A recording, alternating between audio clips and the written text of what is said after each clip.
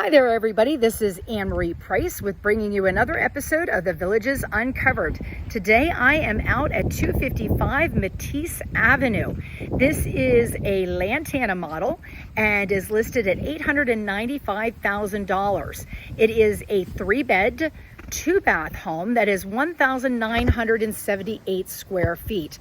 There is so much to say on this property that I am just going to get on with it here. First, starting with the fact that this house includes a heated pool and spa. It also has an expanded garage. So if you look behind me, you see your traditional 2-car garage with a golf cart garage.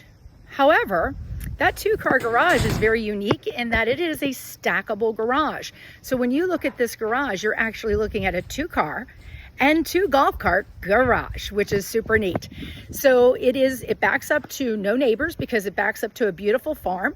So lots of beautiful wildlife to look at every single day. The pool is serene. It is very peaceful out here. It's a great way to just get lost in the gorgeousness that is the Villages, Florida, of course, right?